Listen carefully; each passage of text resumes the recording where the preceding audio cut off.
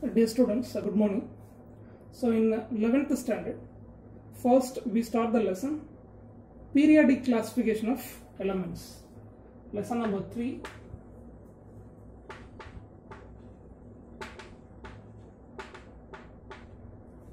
Periodic classification of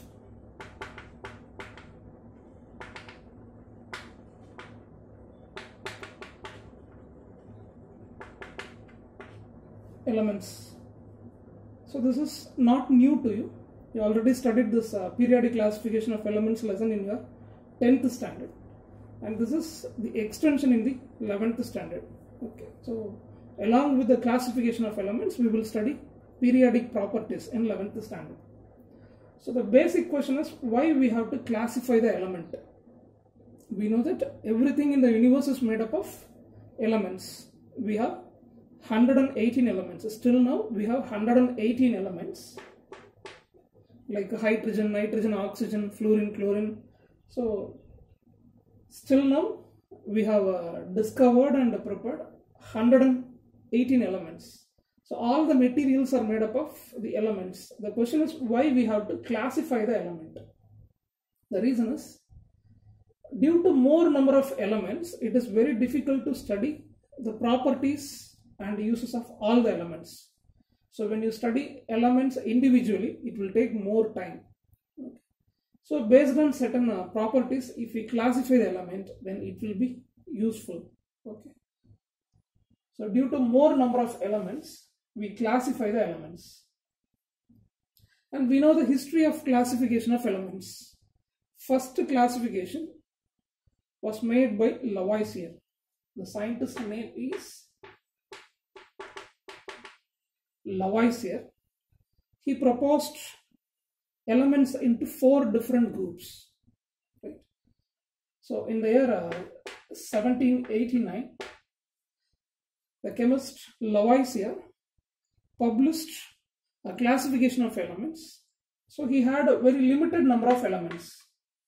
During his lifetime, in the year 1789, he had only 23 elements. Now we have 118 elements, but during his lifetime he had very less number of elements, 23 elements present. And he studied the properties of element. Based on that, he classified the 23 elements into 4 groups.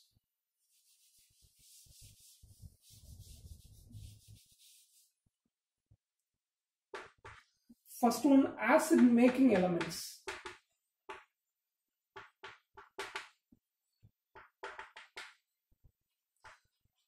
So some of the elements are useful for preparing the acids like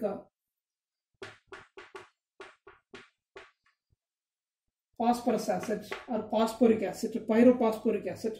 So different acids can be made with the help of phosphorus. If you take sulfur, sulfur can be used for making sulfuric acid or a sulfurous acid. So these elements like phosphorus, sulfur, these are considered as acid making elements. So Lavoisier had only 23 elements. So based on the properties of elements, he made the elements into 4 groups. First one is acid making elements like phosphorus, sulfur, carbon, and so on. If you take carbon, carbon will make carbonic acid. Okay. So these are called acid making elements. Number 2, gas-like elements.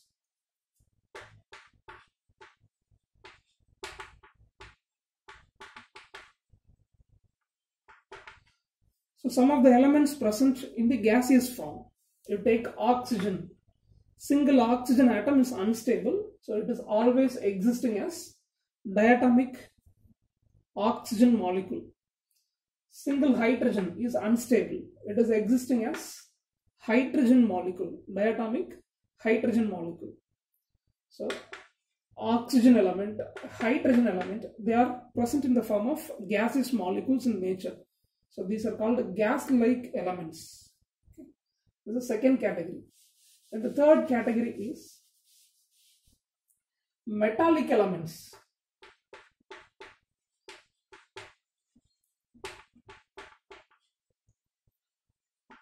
So some of the elements present in the form of metal in nature, You can take iron, cobalt, silver, gold, copper.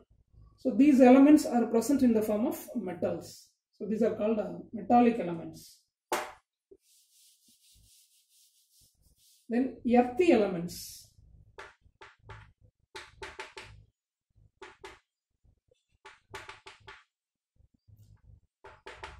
Earthy elements means he considered compounds. You can take calcium oxide or magnesium oxide.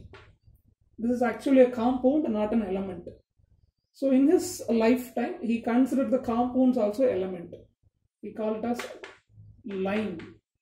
Lime is nothing but calcium oxide. Magnesia. Name of the compound is magnesia. It is nothing but a magnesium oxide. So he considered the compounds as elements, right? So this method of classification is not a correct one. He had a very limited number of elements and the classification is not accurately correct. Okay. So first attempt in the classification of elements was done by the Lavoisier in the year 1789. By studying the chemical properties and the physical properties of 23 elements, he classified them into 4 major groups: acid-making elements, gas-like elements, earthy elements, and metallic elements. So earthy elements means he considered compounds. We should not consider the compound as an element. Elements will join together to form a compound. So the method of classification done by Lavoisier is not a correct one, so that we move into other classifications. The next classification is Dufferner's classification. The name of the scientist is Dufferner.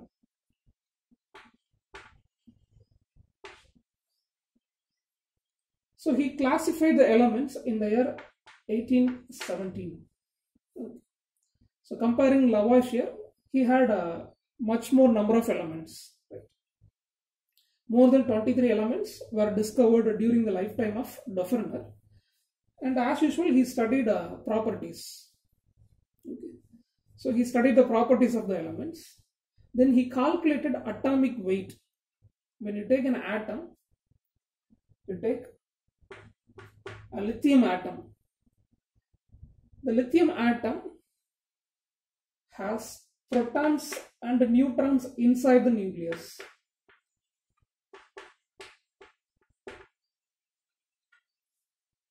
So when we take any atom or an element, 2 particles will be present inside the nucleus. Right?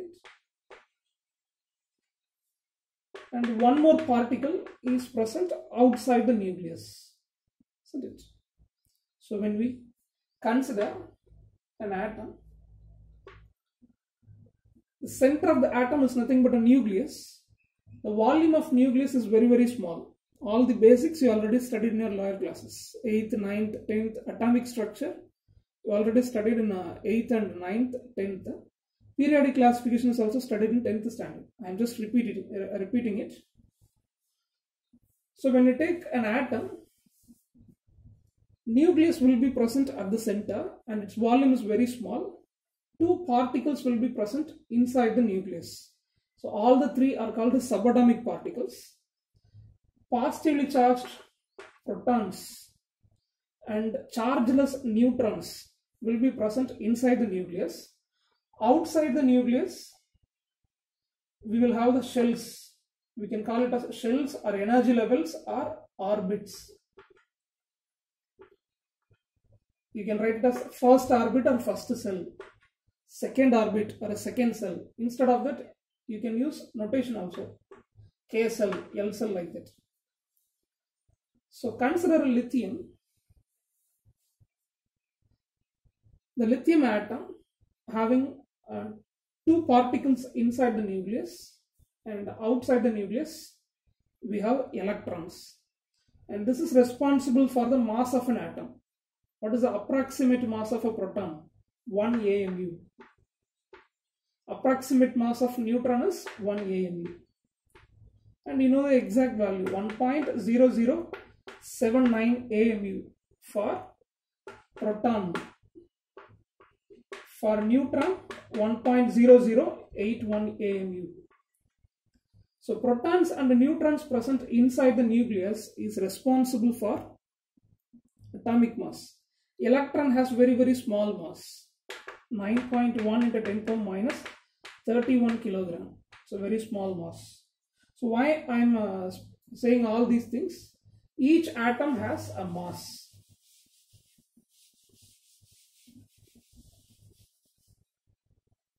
So for every atom, we can calculate the atomic mass. Mass of an atom is called atomic mass.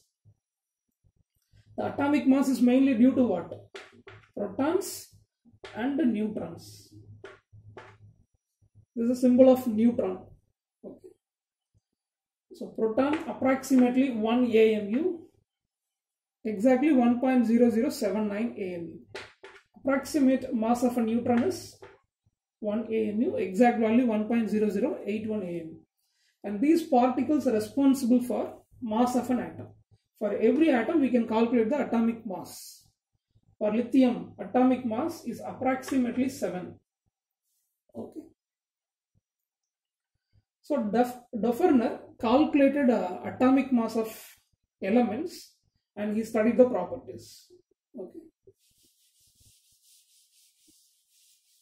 So Lavoisier classified elements into 4 groups. Dufferner calculated the atomic mass of elements. He studied the properties. Then he arranged elements into groups. Lithium, sodium, potassium. Based on the atomic mass and the properties, he arranged a group of elements. A group of element will have 3 elements, right? Lithium, sodium, potassium, chlorine, bromine, iodine. Then third one, calcium, strontium, barium. So after studying atomic mass of elements and the properties, Dufferner constituted a group of elements. The group will have only 3 elements. And he proposed a law of triad. Dufferner proposed a law of triad. It says the atomic mass of the middle element in the group, atomic mass or atomic weight, atomic mass of the middle element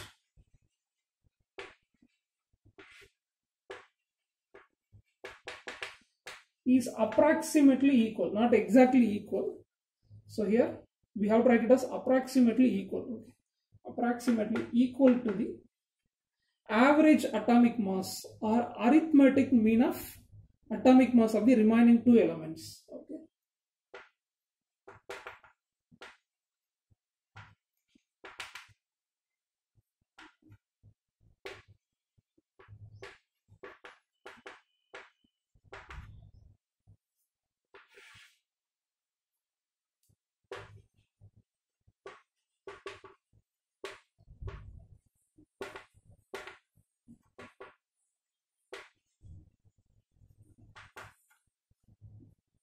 So this is law of triad.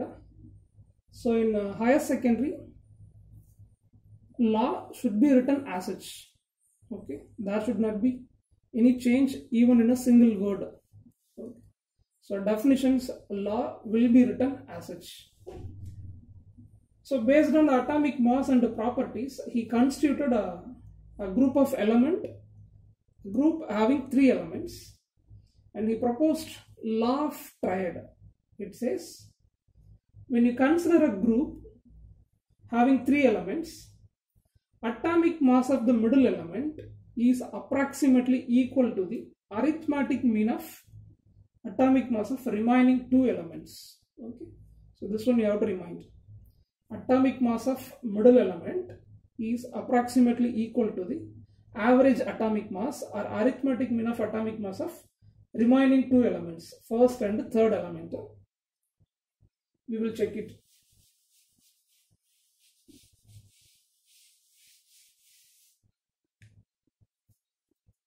So we know the atomic mass of each element. Lithium has atomic mass 7, sodium 23, potassium 39.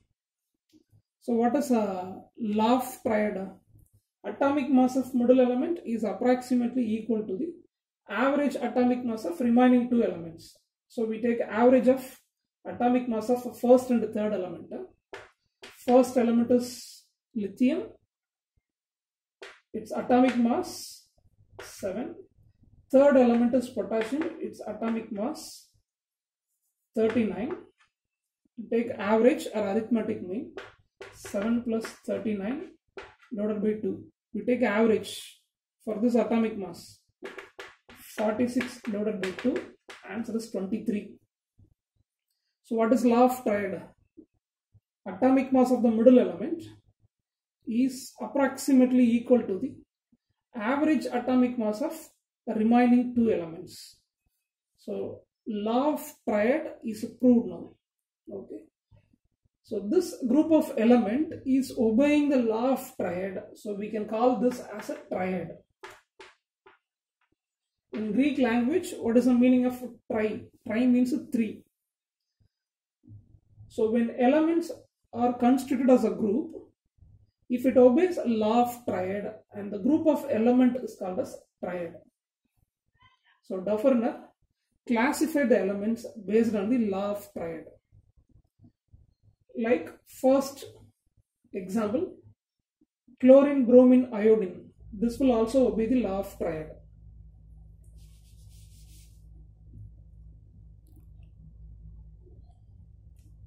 We take a chlorine, atomic mass 35.5.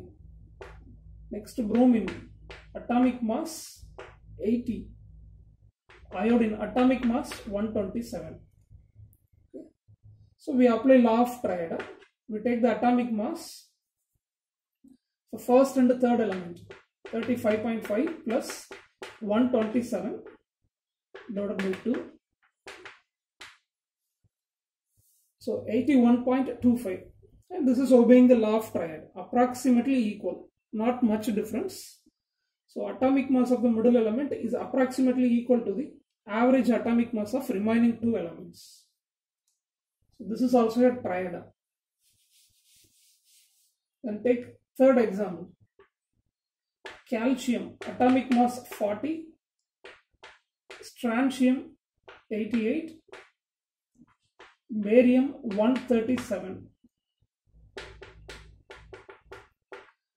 Average atomic mass of first and third element is 88.5. So this is also obeying the law of triad. Okay. So Dufferner constituted 3 triads. Totally he proposed only 3 triads. Okay.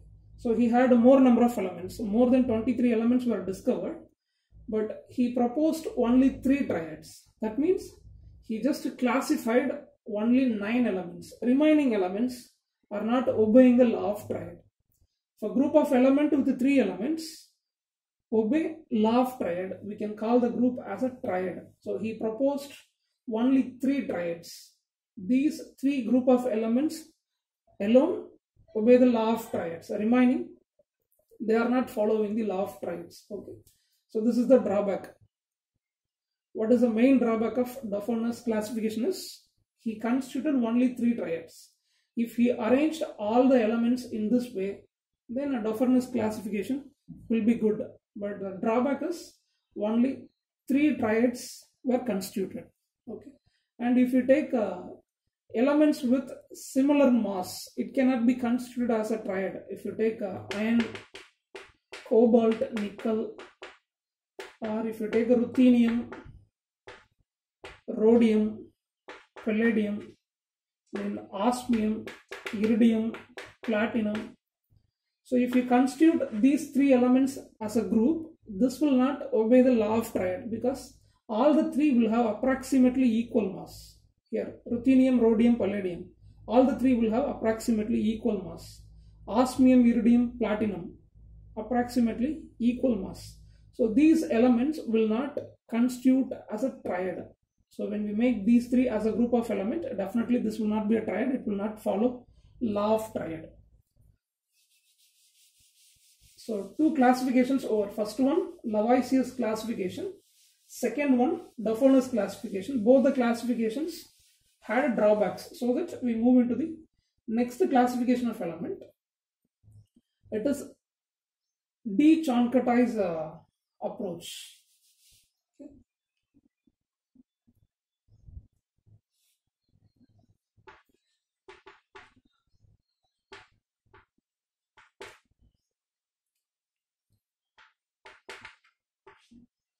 The name of the scientist is A.E.B. de Choncotis. So he studied the properties and he calculated the atomic mass of the elements. And he arranged the elements in the increasing order of atomic mass.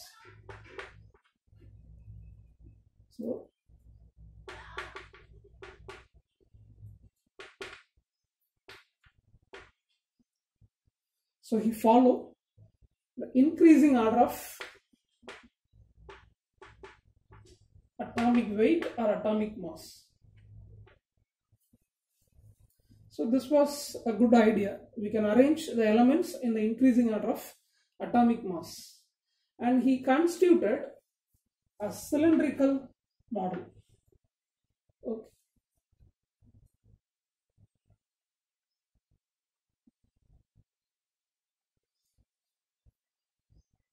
And he made a helical format. So the angle will be 45 degrees. Okay. So in each helix, he arranged the elements in the increasing order of atomic mass. This will be the atom with atomic mass 1, atom with atomic mass 2, atom with atomic mass 3, like that. He constructed a cylindrical model. So the helix will be at an angle of 45 degree. Okay.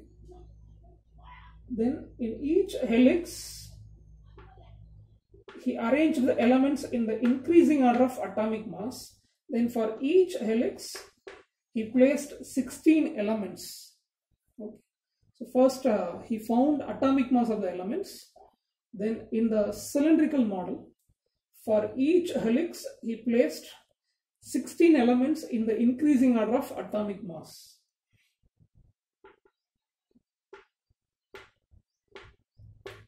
So after arranging like this, he made vertical lines.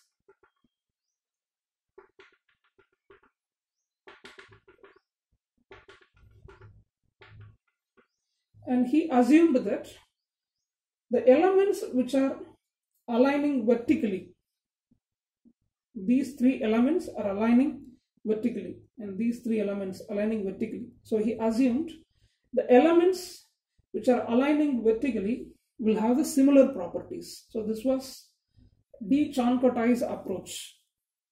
So he calculated the atomic mass, he arranged the elements in the increasing order of atomic mass, and he constituted a cylindrical approach. In the cylinder, he made a helix at 45 degree.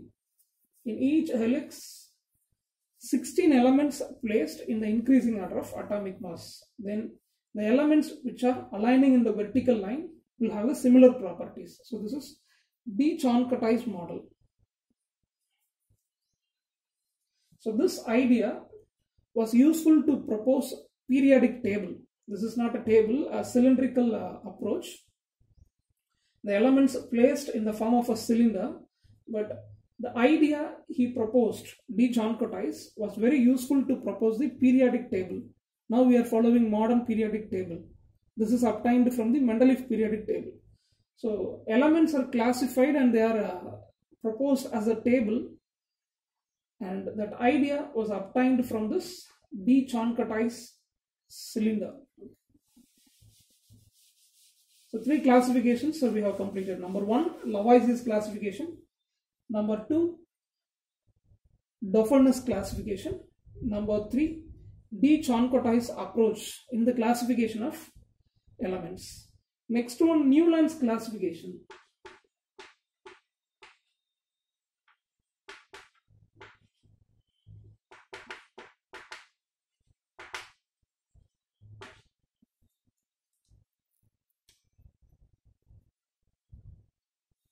So Newland in the year 1864, he proposed law of octaves.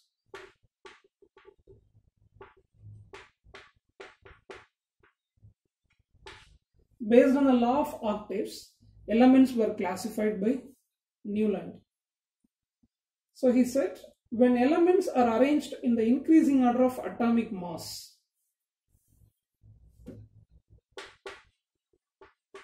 the first element resembles with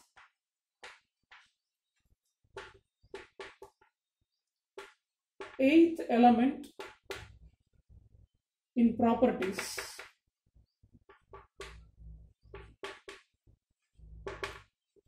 This is called a law of octaves. With the help of an example, we can easily understand. First element and eighth element will have the similar properties. When elements are arranged in the increasing order of atomic mass, first and eighth element will have the similar properties. It is called a law of octaves. So let me arrange the elements in the increasing order of atomic weight.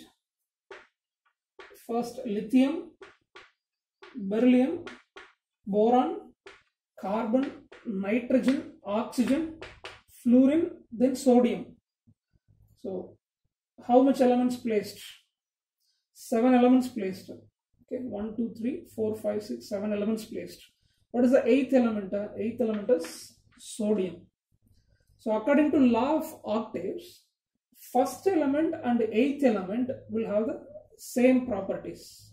Okay, so this is obtained from the musical notes. You take a musical note.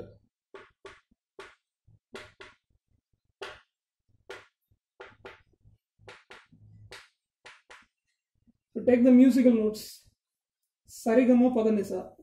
First letter and eighth letter are similar.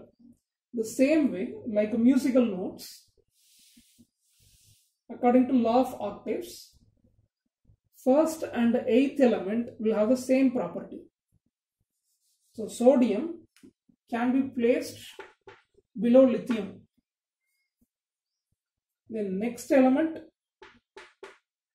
magnesium. Next, aluminium, silicon, phosphorus, sulfur, chlorine. The next element, potassium, calcium. Like that we can place the elements.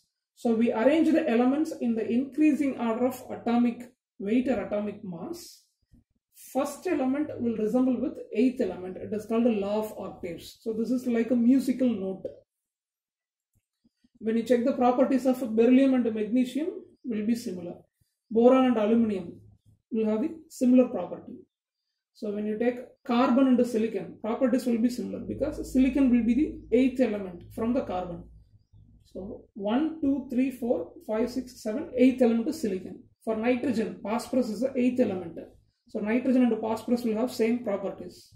So like that, from this classification we can say lithium, sodium, potassium having similar properties. Beryllium, magnesium, calcium will have the same properties. So this classification is based on atomic mass and the law of octaves. And what are the drawbacks of Newland's classification? First drawback is elements were classified up to calcium only. So a limited number of elements only classified. Okay. After calcium we have many elements like scandium, titanium, vanadium, chromium. So many elements are there. So up to calcium alone elements are classified. So this is the major drawback. The next drawback is noble gases were not included. noble gases were not included. So we have stable noble gases, isn't it? Helium, neon, argon, krypton, xenon, radon. They are the stable elements. We call it as noble gas or ideal gas or rare gas, inert gases and so on.